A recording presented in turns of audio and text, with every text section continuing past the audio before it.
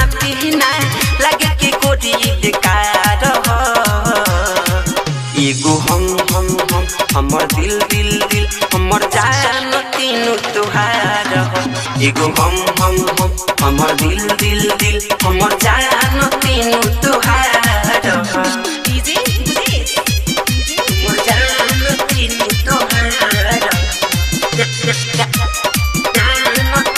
एगो हम हमर दिल दिल दिल हमर जान तीनों तुहार हो। जब से देखल है बहानी रानी चढ़ल तोहर जवानी हो।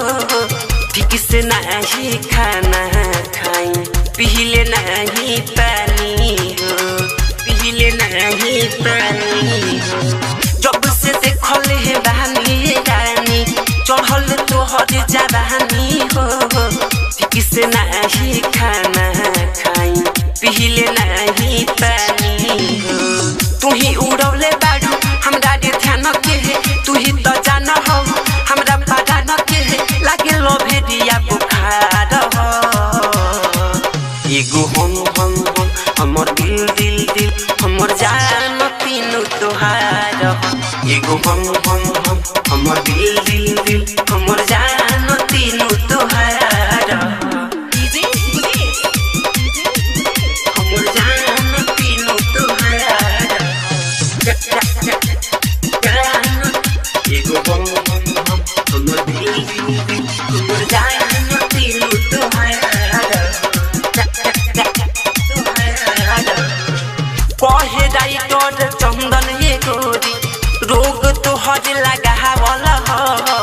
पहिले रही दीवाना वीरेंद्र पागल तोहरी बनावल हो, पागल तोहरी बनावल हो। कहे सूर्या राजकुमार गोरी रोग तोहरी लगावल हो। पहिले रही दीवाना अमित पागल तोहरी बनावल हो। निकना लागे अखिया जागे निकना लागे अखिया जागे तोहरे बस इंतजार हो। एगो हम हमर दिल दिल दिल हमर जान तीनों तुहार हो। एगो हम हमर दिल दिल दिल हमर जान